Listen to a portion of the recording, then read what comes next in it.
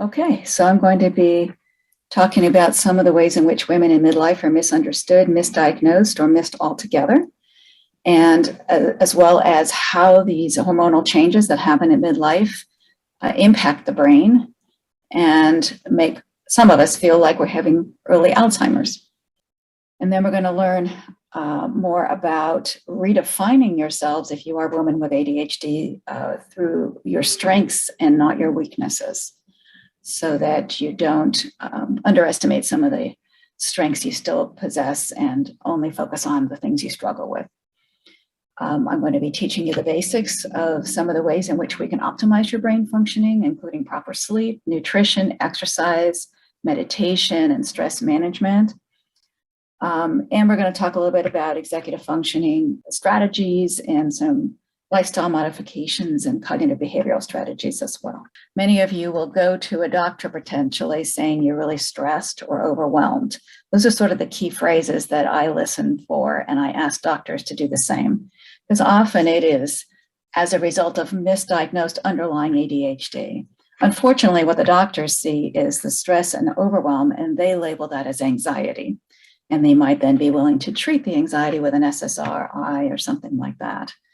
However, that doesn't really address the underlying ADHD. So then the woman is left feeling like she's not really understood, she's not really being treated, and what's wrong with me? So that's not a fun place to be. So some of the misdiagnoses for women commonly are bipolar disorder, because some doctors misunderstand the sort of mood changes that can come with ADHD, but they're quite different in quality and duration and onset than those experienced in bipolar disorder.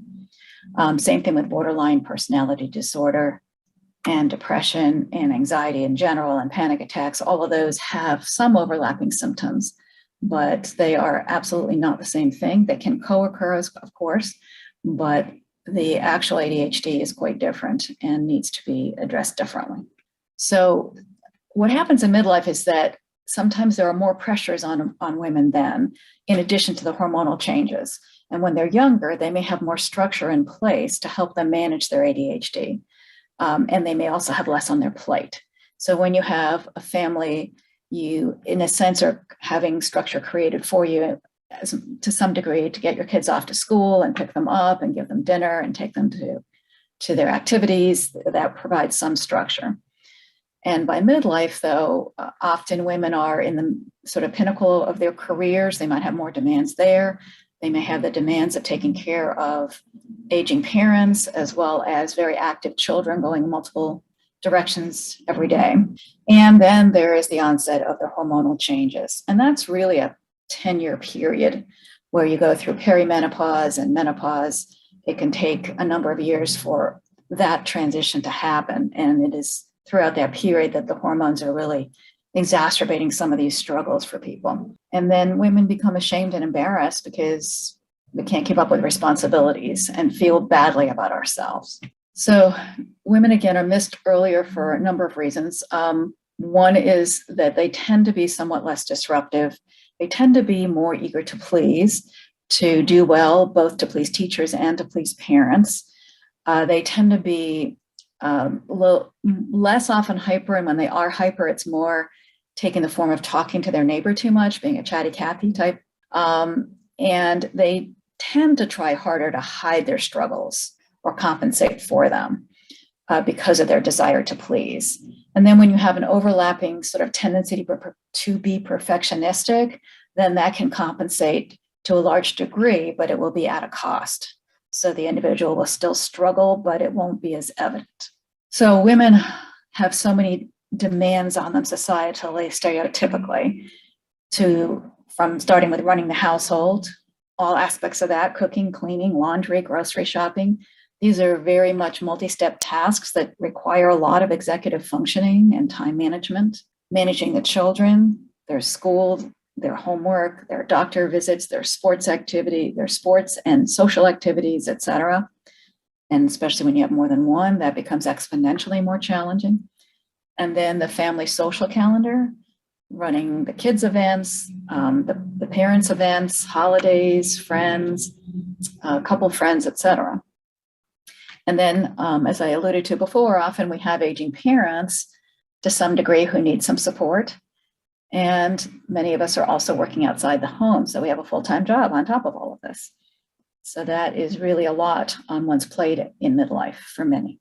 So as a result of that, women who struggle with their ADHD in midlife tend to feel ashamed and inadequate because they aren't really able to fulfill the gender roles that they feel are expected of them as a mother, a wife, a homemaker, and even an employee.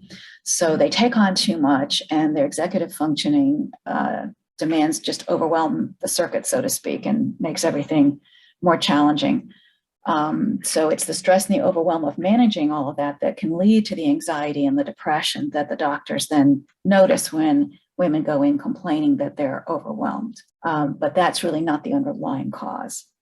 And then there's feelings of failure and guilt, as well as stress, even in the marriage, because some husbands, and this has happened to clients that I know, have actually threatened to leave their wives as a result of their perceived inadequacies by their husbands, which is quite sad.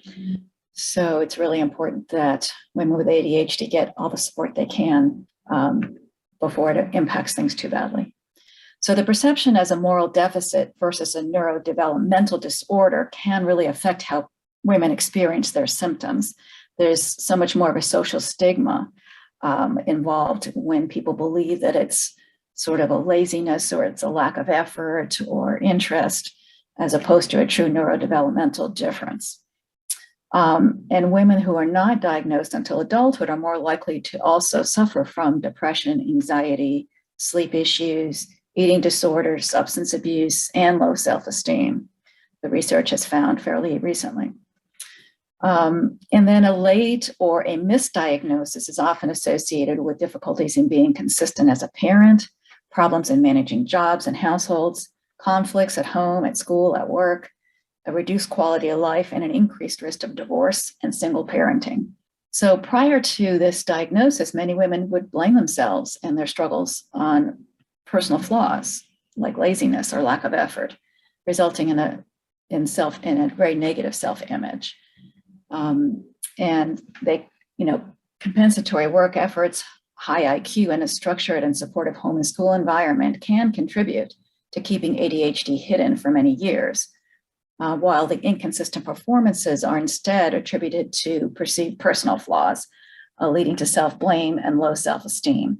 So this, again, is all based on research as well as personal experience and anecdotes in a lot of the clients that I have served. So women desperately need appropriate medical and psychosocial treatment for their ADHD, leading to better self-understanding and improved functioning. And just even giving them the diagnosis definitively can really be therapeutic in their sense of self and their re-envisioning of who they are through that lens, instead of blaming and shaming themselves. So research results have shown that estradiol, which is a variation of estrogen status, does impact working memory functioning. Minor fluctuations in dopamine can profoundly alter working memory as well.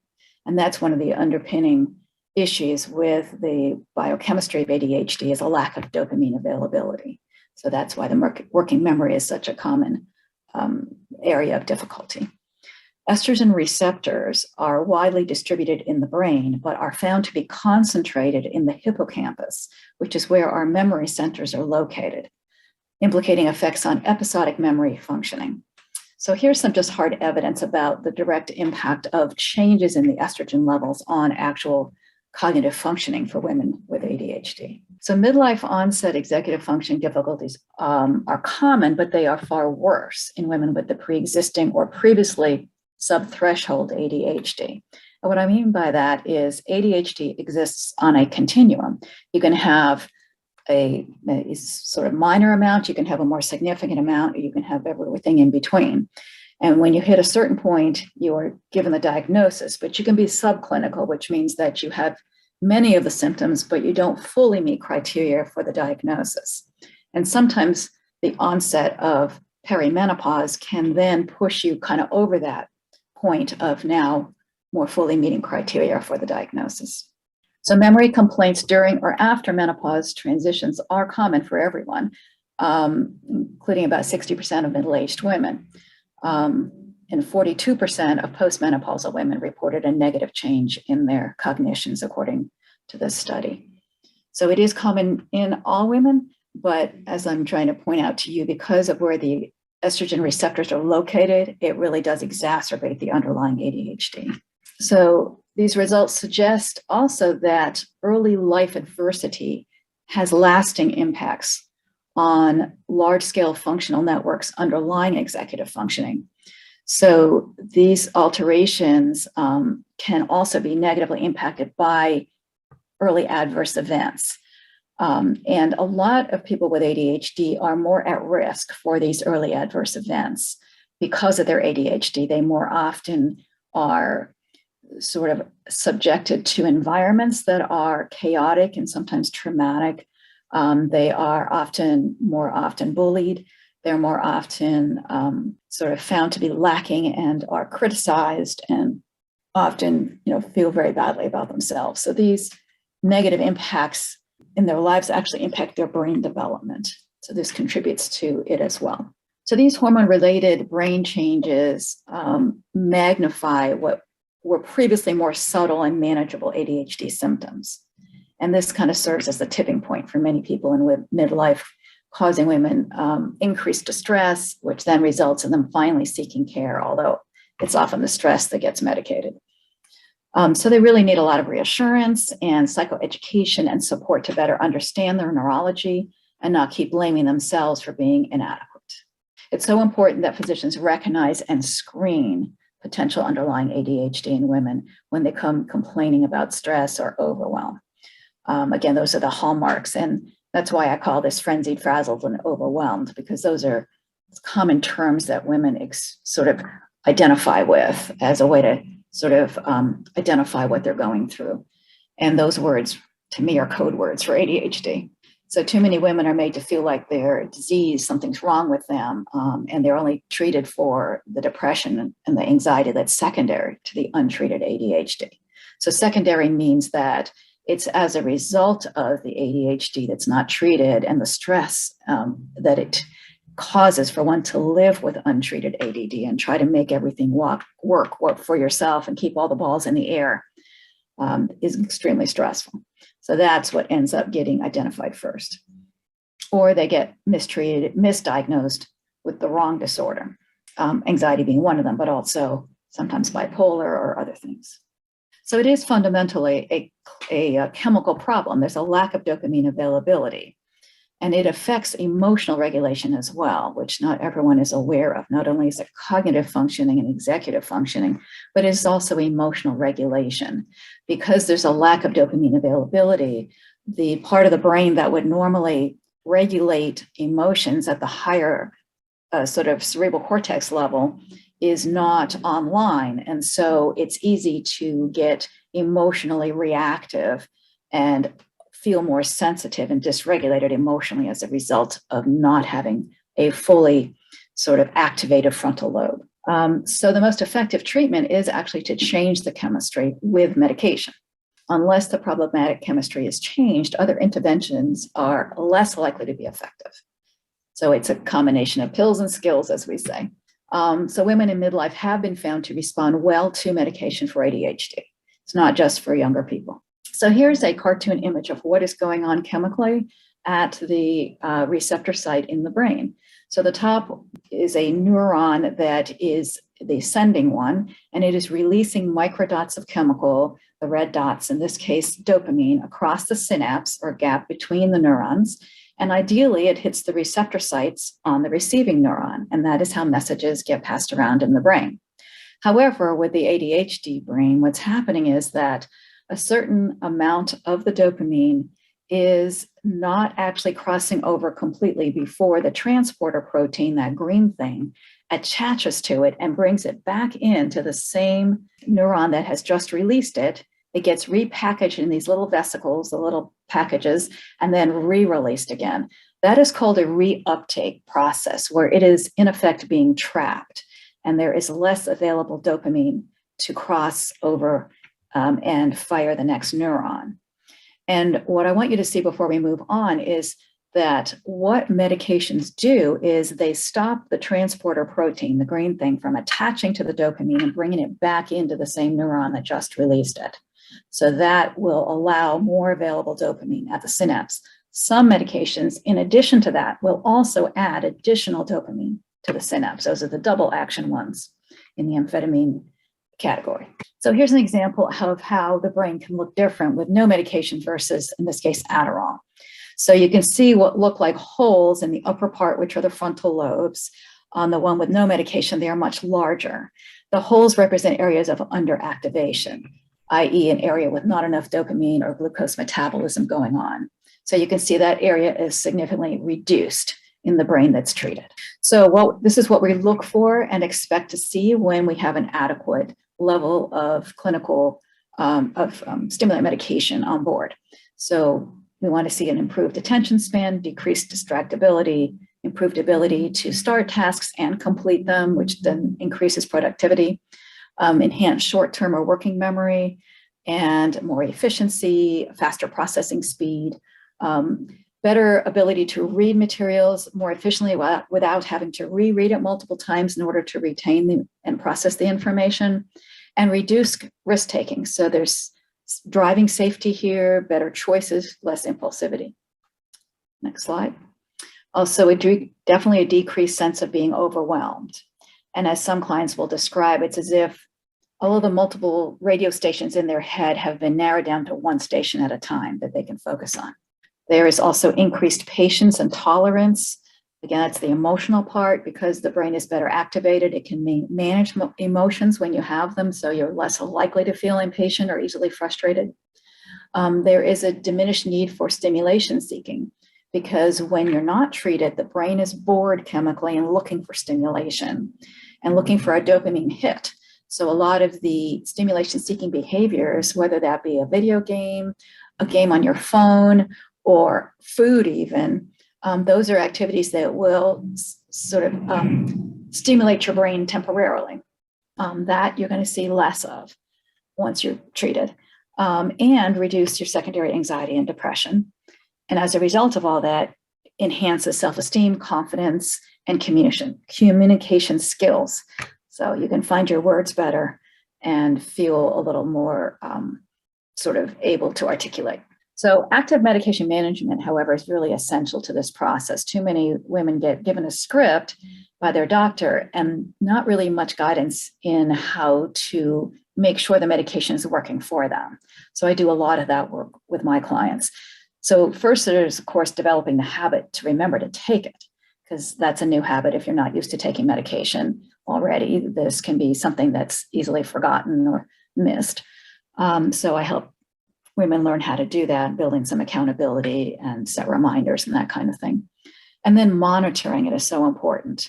What to do if you get certain side effects, whether that means you need to change medication or not, or there's some ways, sometimes the timing can reduce side effects, or the dose level can reduce side effects by lowering the dose. So there's a lot of details about managing it that really need to be addressed by a physician or a therapist, because getting it right is really kind of an art form to some degree. And many doctors don't seem to have the time to need it to kind of go into those details. So communicating regularly, any feedback you can to your medicating physician is going to be really important to get it right. So a lot of times adults are under-medicated. Obviously, we don't want to over-medicate, but too often they're given a very low dose and it's not increased. In fact, I had a child even who that was true for 2 years. She was at the lowest dose of a medication and it was never ever increased, and it just wasn't a very effective. It was she was not at the clinically significant level yet. Also, for women, when you are still having cycles, you will potentially experience variability in the efficacy of your medication as your cycle changes. So that's, again, due to the effects of estrogen on attention, memory, and mood. Lack of sleep, stress, and depression can also negatively impact the efficacy of the medication. So if your medication is not working, you really need to first look at sleep, look at hormonal changes and fluctuations, and also look at stress levels. And some clients may have some medical reasons to not be able to tolerate stimulants such as high blood pressure. So sometimes it's necessary to get evaluated if you have certain heart defects or very high blood pressure. Making the time to prioritize you is so essential. So many women that I see put themselves last. They feel so inadequate just trying to keep up with all the demands in their lives that what they do is sacrifice themselves. So if they're lucky, they'll get a few minutes left at the end of the day to do something for themselves because they're so busy taking care of all the other responsibilities. And that is really, excuse my French, ass backwards. You have to be number one. And the only way you can actually take care of all your responsibilities is to put fuel in your tank. Because if you're running on empty, if you're burning out, if you're frenzied, frazzled, and overwhelmed, you aren't going to be as effective in taking care of all of the other responsibilities in your life. So this is really kind of a hard shift for many of my female clients to make because they're so used to putting themselves last. So one of the ways to do that is to break some of the habits that you may have in sort of, I'll call it wasting time or not really effectively using time. And one of them is getting distracted and sucked down the rabbit hole of using your devices. When you're tired or when you're stressed, it's easy to just pick up your device and entertain yourself that way. And it feels like a break. And while I can appreciate some of the benefits of it in that sense, it also tends to take up way more time than you probably have. And then you don't have the time you need to have good, proper self-care like sleep and exercise and nutrition that are more important for ultimately your well-being than more time on your device. So I try to get people to sort of first set up success to have a good night's sleep by removing the device from their possession and hopefully even the room about an hour before bed, plugging it in a charger station out of your reach and reading or listening to music or talking to your partner rather than being on a device right before bed. It's too tempting to sit there in bed and get sucked down that rabbit hole and then be on Facebook or social media or playing games for an hour instead of sleeping.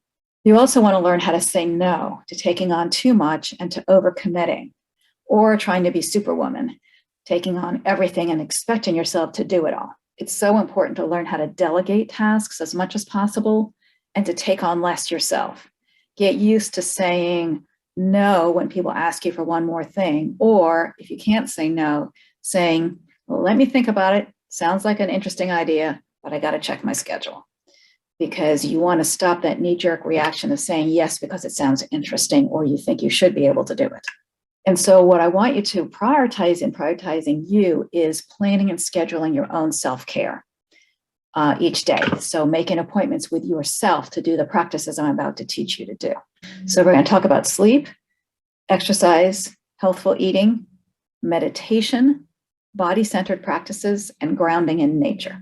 So chronic sleep deprivation is the most significant issue among women and men with ADHD, followed by stress management, nutrition, and exercise. Cognitive functioning is adversely affected by the lack of sleep, as well as by stress, improper diet, and lack of exercise. All those things are working against you when you have ADHD. So it's so important to really prioritize these. Lack of sleep will adversely affect your executive functioning, your energy level, and your mood. It can also compromise the immune system because it is while you are sleeping that your immune system is functioning and restoring and healing and repairing the body. Disturbed sleep patterns are very common with ADHD. Often it's a delayed sleep phase sort of syndrome where you maybe get a second wind later in the evening, and then often you stimulate yourself with things and you end up staying up really late because it's quiet time and no one's really demanding anything of you.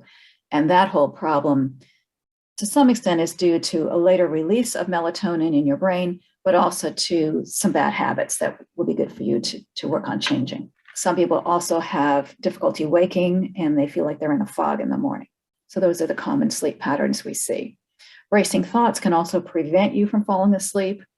That is often due to the brain being bored. Because there's not enough dopamine in the frontal lobes, the brain is looking for stimulation. And when you're lying there in bed trying to fall asleep, your brain is pinging around trying to stimulate itself. So what you want to try to do is find optimal background stimulation to provide just enough of stimulation to get your brain to calm down and go to sleep, but not so much that it's keeping you awake. So you want to do things like have background music, sometimes a white noise machine or nature sounds.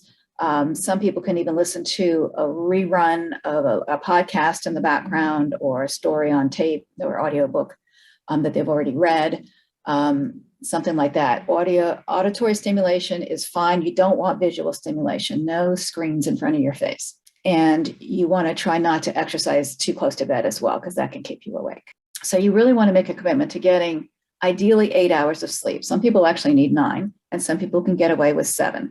But really, when you are only having 5 or 6, it is not enough for anybody, or very, very rare people. So it is more important to get that sleep than that extra TV show or movie or Netflix binge or playing on your phone or almost anything else. So leave the phone ideally in the kitchen. That's where I leave it, or at least across the room, but not within reach. And you want to create a daily routine to support this and really make it a top priority.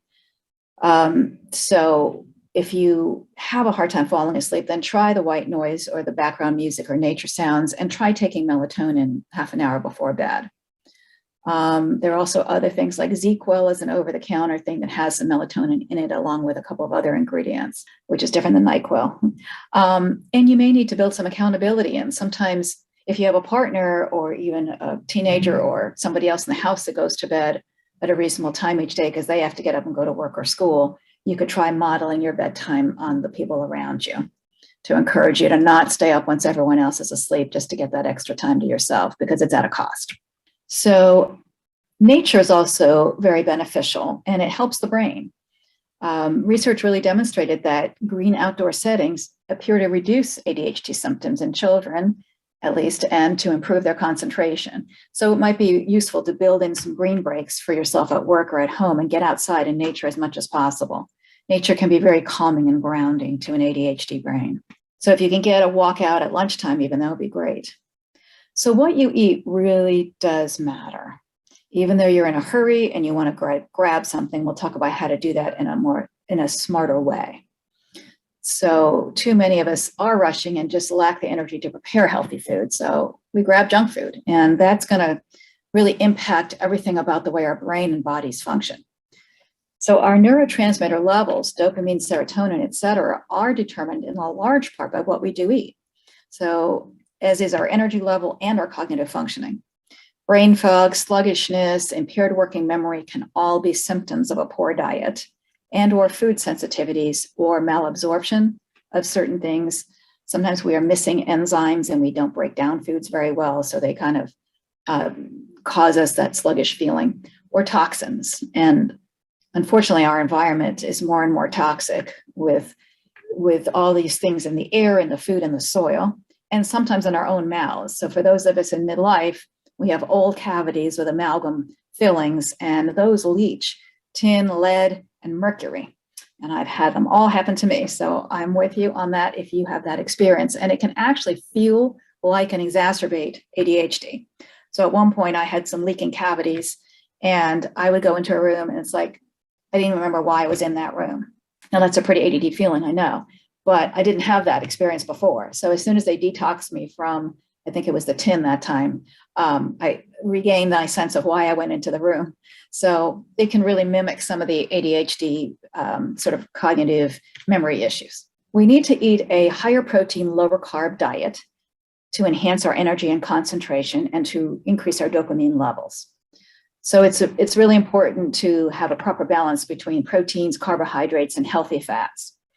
We want to try to eat protein throughout the day because it kind of fuels us, and it is how we balance blood sugar levels along with fiber. So fiber and protein are the two most important things to kind of have throughout the day. Protein contains the amino acid building blocks for neurotransmitters in the brain, like dopamine, and it's really essential for a concentration diet. Many ADHD individuals also have some insulin sensitivity, and they crave sugars and carbs. They also crave them because it creates a dopamine pop. So many people are chasing a dopamine hit. And food is one way that's easy and accessible to do that, as opposed to some, adrenaline pumping activity where you have to go maybe climb a mountain or do something, race car driving or whatever. But this is something very accessible. So many people will look for their dopamine hit with carbohydrates. And we really want to emphasize the importance of at least balancing it if you're going to have some carbs with protein and fiber. So when you eat a lot of high sugar, simple carbs, so these are the white flours and potatoes and rice, bread, things like that, and sugars, of course, any regular sugars, cause the pancreas to release more insulin in response to the higher blood sugar levels. And this paradoxically causes an overproduction of insulin and results in a low blood sugar. So then once the insulin has been processed, the sugar has been processed by the insulin, then the sugar level drops, and then you might feel tired and sluggish and inattentive. And then, of course, you're going to want to go grab some more carbs too and sugars to kind of activate your brain again, which is a really unhealthy pattern, a cycle of high sugar, low sugar, high sugar, low sugar. So it's the fiber and complex carbs and protein that stabilize the blood sugar levels and sustain your energy and focus, and also raise your cerebral dopamine levels. So healthy protein choices, if you are an omnivore, would include turkey and chicken and lean beef and fish, as well as more vegetarian sources like cottage cheese, yogurt, milk, kefir, soy, protein powder, eggs, nuts, nut butters, seeds, legumes, and quinoa. Those are all healthy sources of protein. So some women eat for stimulation, as I mentioned, out of boredom. Others find it also comforting during a stressful day. If they're bored, they're looking for something to do. And this can exacerbate weight gain, which already tends to happen at menopause or perimenopause. So treating your ADD will likely help this tendency to overeat, especially if you're taking stimulant medication, because it tends to curb your hunger so that you can still eat for the most part, but you're not interested in food in between meals or just a nosh on. Try to prepare small serving sizes. Maybe put them in separate containers like little Tupperware containers or baggies, individual sized. So that way you can just grab one of those and not like bring a whole box of stuff or can or bag of things to where you're wanting to take a snack. And try eating them slowly. I know it's hard. You just want to shovel a handful into your mouth. But if you can train yourself to just try eating one, like let's say you have a handful of nuts and raisins or even crackers, if you put one in your mouth and chew it slowly and really enjoy it and notice the flavor and the texture and the experience, and then swallow it before putting the next one in your mouth, it will slow down the process. You'll get fuller or feel satisfied more quickly, and you will end up eating less of whatever it is. So another thing that can be helpful is omega-3 fatty acids. 20% of our dry brain weight is omega-3, mostly in the form of DHA, but some EPA and omega-6 as well. So it's really important for the brain structure and function. And it's essential for neuronal membrane fluidity, which is part of cell communication and immune regulation. It also improves your cardiovascular health. So often the ratio of what we currently eat in our diet is not as healthy as it used to be in the hunter-gatherer days. So we eat way too much of the omegas found in corn and soy rather than the grass-fed products. So we really want to increase the amount of the omega-3s that we eat, which are the fatty acids in tuna, salmon, walnuts, Brazil nuts, etc. And for some who don't get enough in their diet, taking a fish oil supplement could be really helpful. It takes about 3 months to see results, and it's a small but significant effect for ADHD symptoms. You definitely want to try to eat grass-fed products too. That will be a healthier form of meats for you. Exercise actually boosts the blood flow to the brain and increases serotonin, dopamine, and norepinephrine availability. It also creates new receptors and new connections in your brain. And it's a sort of cumulative and progressive improvement. So you're really helping your brain in so many different ways when you exercise, not to mention your cardiac health and physical fitness. And as John Rady said in his book, Spark, exercise is the single most powerful tool you have to optimize your brain function. It significantly improves academic performance, test scores, cognitive flexibility, and executive functioning. And there's also a strong relationship between movement and attention, as they share overlapping pathways. And the areas of the brain that control movement also coordinate the flow of information. So the best exercises, therefore, are complex and structured, such as martial arts, ballet, figure skating, gymnastics, where you have to pay attention and learn new movements, which engages both systems. But any exercise is good. Exercise helps regulate the amygdala, which is where anger is experienced and frustration, and improves the tone of our sort of hair trigger reactivity center and rage reactions, and reduces irritability as well. So the recommendation is 30 to 45 minutes, at least 3 to 5 times per week. John Rady actually recommends 6 hours a week. That's hard for a lot of us to attain, but I think it's pretty good if you do the first recommendation. The goal is to achieve fitness, normal body mass index, and robust cardiovascular system optimizes your brain. So some ways to enhance compliance for an exercise habit would be to have an exercise buddy or a personal trainer, where you kind of commit to meet them and go for a walk or a run, or to play tennis or pickleball or something you enjoy, or you have a personal trainer coming at a certain point, and that kind of gets you that structure and accountability. Or a regularly scheduled class that you paid for, like a bar class, and you don't want to waste your money, so you try to show up. You can also add movement during the day by parking further away, taking stairs, dancing around the house to your favorite music is kind of a great way to have fun and exercise. Taking brisk walks, playing a fun sport. Sometimes counting your steps really is kind of motivating and encouraging, or engaging in a group activity where you're having fun with a bunch of other people, doing some exercise that's fun for everybody.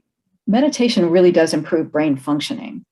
And there's lots of research that has demonstrated the brain-related benefits of meditation, both physiologically, as in actual structural changes, as well as cognitively. So physiological brain changes include things like modifications of the attentional networks, changes in dopamine levels, changes in EEG pattern, brainwave patterns, and changes in activities in your neurons. And then there are significant changes found in research on the cognitive aspects, like, even just meditating for brief periods a day, like 15 to 20 minutes for 4 or 5 days, had measurable cognitive changes. Meditation produces a greater state of neural integration. Dr. Daniel Siegel likes to talk a lot about the importance for your mental health and well-being of integration. And this is one way to achieve that. It also reduces your cortisol levels, which is the hormone produced when you are stressed out. And it increases serotonin, which is the feel-good neurotransmitter. Those levels will increase. It is progressive, cumulative, and permanent, the changes that happen as a result of meditation practice. It improves emotional self-regulation, working memory, and sustained attention. It benefits your health down to the cellular level. I wrote a chapter that has 36 ways in which meditating impacts and improves your health, mental, physical, and emotional. It improves your sleep and your immune system, and it allows you to get a better perspective on your negative thoughts, and allows what we call wise mind, which I'll go into more in a minute, to emerge. So this was sort of a seminal earlier study on ADHD and meditation in 2008 by Dr. Lydia Zylowska. She studied mindfulness meditation for the treatment of adolescents and adults with ADHD. And her research found that 78% of the participants reported reductions in total ADHD symptoms, even though most of them were already being treated with medication, and that there were significant improvements on several neuropsychological measures. They also reported significant reductions in depression and anxiety. So she has a book on it with a CD with her meditations in it if you're interested in the meditations used in her research. So let me define mindfulness meditation for you. It is when we become intentionally receptive to our own experience, attuning to ourselves moment by moment. So it is that non-judgmental attention being directed to the sensations, feelings, and state of mind you're having in the present moment. It is the repetitive act of directing your attention to only one thing in this one moment. So it's really a brain training exercise where you are training your mind to pay attention to what you're choosing to pay attention to instead of letting your mind hijack you. And this mental training of attention, this voluntarily bringing back your wandering attention over and over again to the point of attention that you are intending to focus on, is not a passive relaxation process. It is meant to be an active brain training practice. So wise mind, as I mentioned, is what happens when your emotions and your thoughts work together so that wise action is easy, even when your life and or circumstances are really hard. So you're in wise mind when you can meet each moment of life as it is, not as you would have it be, and respond to it skillfully. So people who practice mindfulness will tell you that they get better at enduring pain, better at solving problems, better at not creating misery for themselves, and better at participating fully in those moments of life that are joyful. So it's about when you are doing mindfulness meditation, your focus is not on your thoughts, on past failings, or on future worries. It's not on self-recrimination or any of the other ways in which we kind of derail ourselves. It is just about fully experiencing the present moment in the present moment and keeping your focus on just what you're experiencing in that moment and trying to let whatever thought that comes in just pass by.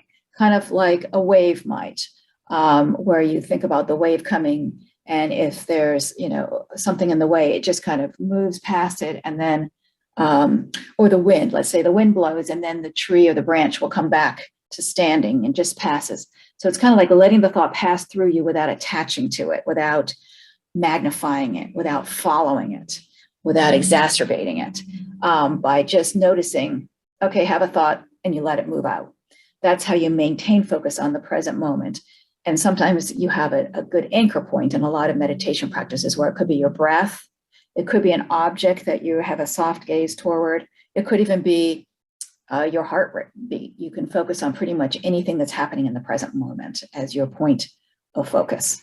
So these are all different types of meditation practices. They're all good. You can learn to meditate by attending a meditation class, a workshop, or a retreat. You can obtain auditory guided meditation recordings through some of the masters that have developed some of these strategies. Tara Brach is a local meditation. She's a psychologist and a Buddhist meditation practitioner and teacher. She's got a great website with all kinds of free guidance on and meditations themselves. So there's a little booklet on how to meditate as well as meditations. There are lots of great phone apps right in your hand. I listed a few of them. And or you can just practice mindfulness through movement, even running or walking mindfully, or other physical activities done mindfully. You can even eat mindfully or drive a car mindfully. It just means you slow down and you focus specifically on that one thing. Like if you're eating mindfully, as you bring the food to your mouth, you actually look at it, smell it, you put it in your mouth, you notice the flavors, the sensations, the textures, and then you swallow it. So it's kind of slowing it down and focusing on what you're doing in that moment, not just shoveling it in your mouth while you're talking to somebody or watching TV. So here's a little graphic on the benefits of meditation. It's a bit hard to read perhaps, but it does benefit you in so many different ways, increasing your attention span and your immunity and your metabolism and your sleep and your brain functioning, and makes you feel happier. As I mentioned, it increases serotonin and dopamine, helps you appreciate life more, and it actually adds more hours to your day because it's a great way to have a brain break, to actually reset your brain. So let's say you're getting bored or distracted, or you're tired of doing what you're doing. Taking a 10-minute brain break by doing a meditation is really helpful, and it will actually get you to be more efficient and productive after that. So there are other body-focused meditative practices that are also very helpful, such as yoga, tai chi, and qigong. They will calm and center the mind and help ground into the body. I happen to do all three of those.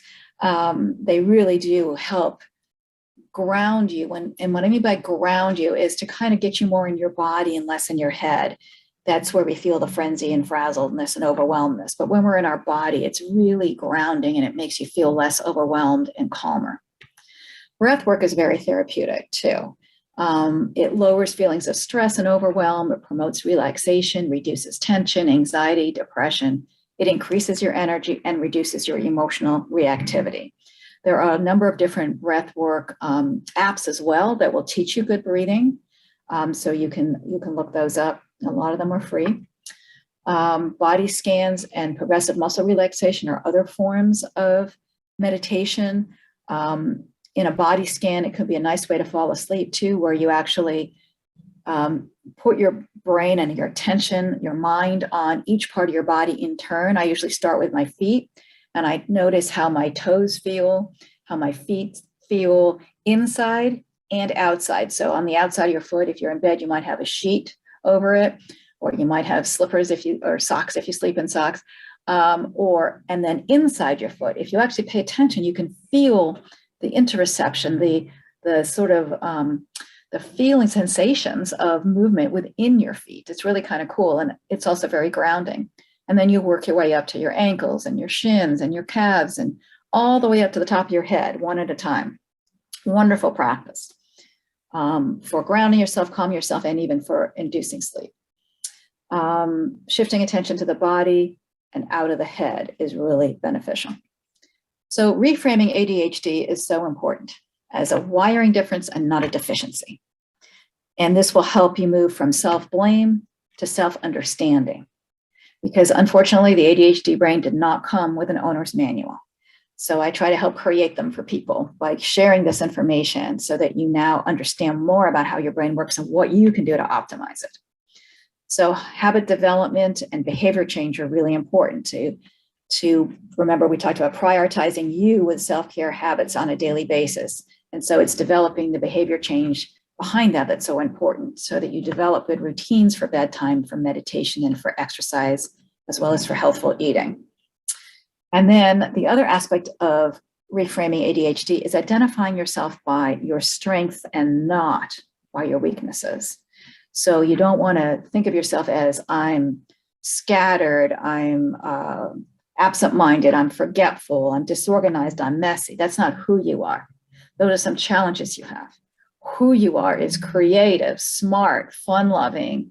You have a good sense of humor, all of those things, artistic, whatever. Those are all who you are, not your weaknesses. And then it's important to learn specific behavioral strategies to compensate for and or improve executive functioning. We're going to go over some of those. So here are some fundamental strategies for dealing with inattention. First thing you want to do is reduce as much as possible the stimuli or distractions in your environment. So you want to have a clean surface to work on. You might even need to go work on the dining room table unless that's already cluttered, or some other space if your desk is a mess. Noise, so you want to maybe use noise canceling headphones or close the door and try to find a less noisy area. You want to reduce visual stimuli, so you don't want certainly no screens on. You don't want your phone in front of you. That's way too distracting. And you don't want the email alerts to be on so that you're getting pinged every few moments when some notification comes in. All of those will help you avoid the risk of getting drawn into a distraction without realizing it. Secondly, we want to amplify the important stimuli. So you want to use the visual cues that will grab your attention to the tasks that you need to remember to do. So some people will have a whiteboard up and they'll be able to put like some key things on there, and that will kind of keep their attention to the important things. You can also use a launch pad to collect needed items for the next day. So that's like an area that you've designated in your home where, as you think of things you need to bring with you the next day, you would put them there in advance so that at the last minute when you're ready to go out the door in a hurry, you don't have to then say, oh my gosh, I don't have whatever, my phone, my briefcase, my sunglasses, my keys, so that you put everything in one sort of launching area. So for working memory strategies, I try to teach people to do it right away, not I'll do it in a minute or later. And my husband, who has ADHD, he has always managed this so that, let's say we flip a switch on, a light switch, and the light bulb bursts. he will stop whatever he's doing and go get a new light bulb and change it right then and there. Because if he doesn't do it then, he knows he'll forget the light bulb was even out. You also can use items as their own reminders. So what I'll do is I'll put out my watering can on my tabletop in the kitchen as a way to remind me to water the plants when I get home. Or you can take a reminder with you. Like if you're folding laundry and then you get distracted with something, take a sock with you to go answer the door or the phone. You can also ask for reminders from other people who are waiting for you to get things done. Or you can send yourself one. Don't just auditorily hear something someone verbally tells you to do. You're going to have to write it down or ask them to send you a reminder or request in writing. You also want to highlight important information. Use colorful Post-its, mark emails as important, use a red action folder. Those are all ways to bring attention to something important so you won't forget. And then you can put up a note, tape up reminders or pictures. I agree that sometimes if you've left it up for too long, you don't even see it after a while, but if it's kind of a new bright color in a new location, that might get your attention initially. So learning to use planners and calendars is also essential, as is setting reminders, creating a week schedule from a to-do list, and conducting what I call daily planning sessions for task management. So I have people each day at the end of their work day or the end of their end of their day, even if they're not working outside of the home, somewhere around just before dinner time, to kind of take 10 minutes and do a planning session for the next day. And what that usually involves is looking at your calendar for the next day, as well as the calendar for the next week or two, to kind of remind yourself about what's coming up so you can be prepared. And so that you can make a daily list for the next day that's doable based on the amount of unscheduled time you have that next day. So if you have a day filled with appointments, meetings, and obligations, you're going to have a shorter list that you're able to get done that day than if you had an unscheduled day with lots of free time. So your list should be doable in that next day. And it's also advisable to take a combination of tasks that are urgent and important, that are urgent and should be done tomorrow, but also incorporate tasks that are important but not urgent. So Stephen Covey, who's kind of a time management guru and wrote the book, The 7 Habits of Highly Effective People, has sort of two dimensions of importance and urgency.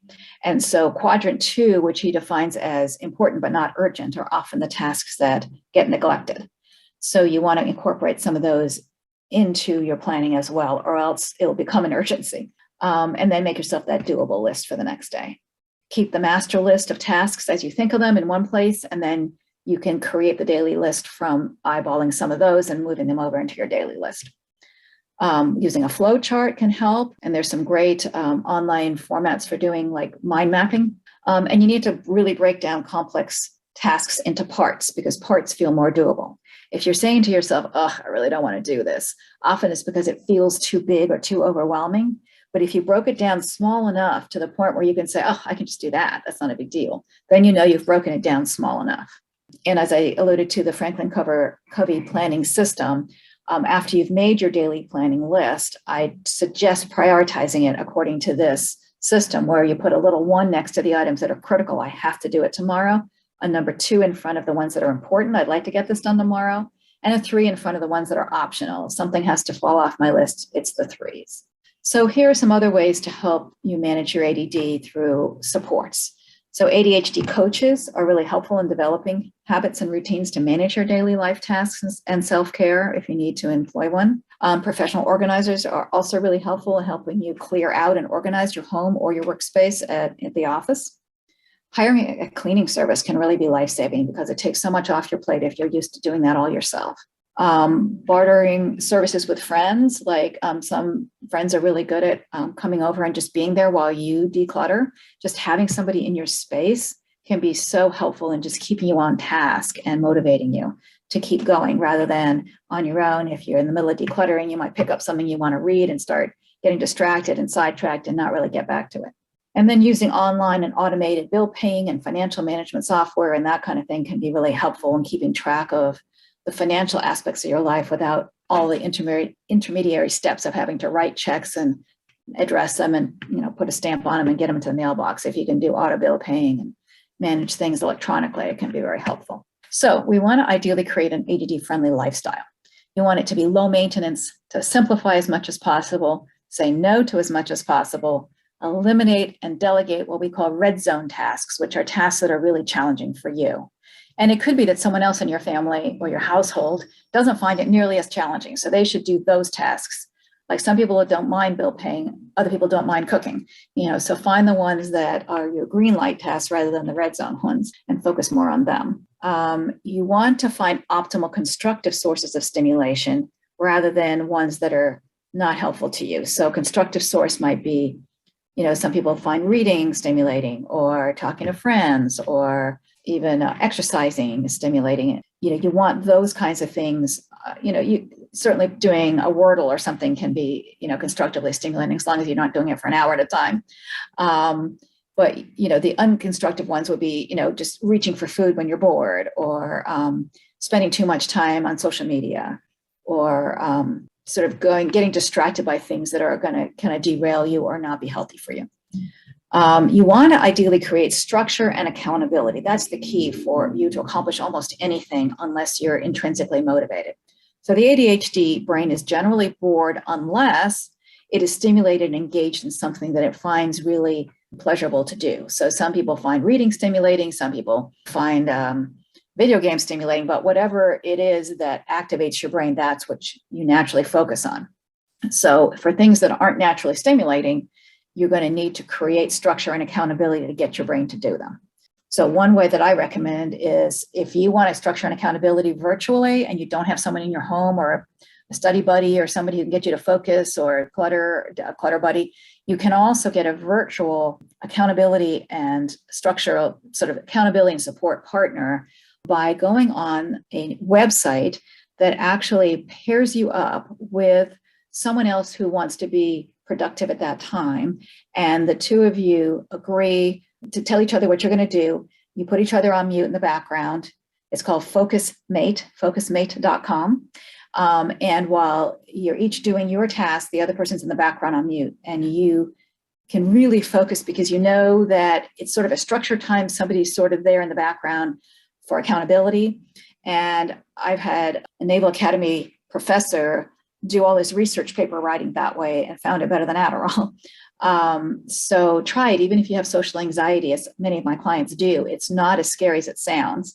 And then at the end, you kind of check in with the person and you let them know what you got done and they let you know what they got done. It can be really supportive and helpful in getting you to focus. And you can do it at any time and you can do it for any task. It can be to declutter a closet. It could be to cook a meal. It could be to clean or pay your bills. You just, can sometimes benefit from the structure and support of professionals, either somebody who specializes in ADHD, a coach, or an organizer. So what you attend to does expand and gets amplified. So you really want to catch yourself in and be aware of shifting your attention when you focus on the negative. So rather than putting yourself down, worrying or regretting things, and I want you to choose to redirect your thoughts to what better serves you. Here's an example of how you could say to yourself, I have to cook dinner, exercise, clean, do laundry, whatever it is. Rather, that's sort of that negative sense of it. Or you can turn that into, I get to exercise. I get to make dinner. Because it is, in a sense, a privilege, and it shifts the whole experience of it. I mean, there are people who have handicaps and disabilities, or they're sick, and they can't exercise, they can't make dinner. So try to think about it in a more positive way, and that kind of really shifts your relationship to the task. So you want to also shift your mood and your outlook as much as you can into the more positive ones like gratitude, appreciation, and joyfulness. And it's a practice. And I try to get my clients to practice gratitude daily and to really focus on the feeling of gratitude, not just a litany, I'm grateful for this, I'm grateful for that, but actually feel the gratitude as you think about what you're grateful for. And actually sitting in that state of gratitude for 6 seconds or more releases different biochemicals, including endorphins and dopamine and serotonin, that help improve your whole mood and outlook. Returning dignity to women with ADHD. You guys with ADHD are so much more than your ADHD, so much greater than your mistakes, your brain fog, your forgetfulness, your oversights, or your disorganization. Many of you are highly sensitive, creative, and intuitive, and these are gifts. These are superpowers. Even though you can be easily bombarded by an overly stimulating world, the need for good self-care to remain calm, centered, and present cannot be emphasized enough. You are worthy and deserving of creating time for this self-care, prioritizing yourself. Number one, creating daily practices to be more present with yourselves, more tuned in to your intuition, your gut instincts, your inner wisdom, and your peacefulness, and less distracted and pulled by all the demands and stimulation around you. So women with ADHD too often give up their power. They lose sight of their purpose and they forget to pursue their passions. The tendency is to take on too many responsibilities and become overwhelmed with the demands, putting yourself last, which then just depletes your energy more. So putting yourself first is the antidote. Making time to pursue your passions and self-care is restorative and affirming and will give you more time. It's not that it's going to take more time, which is often the myth. Even superwomen need recharging to own their true power. You owe it to yourself and to the world to put yourself first.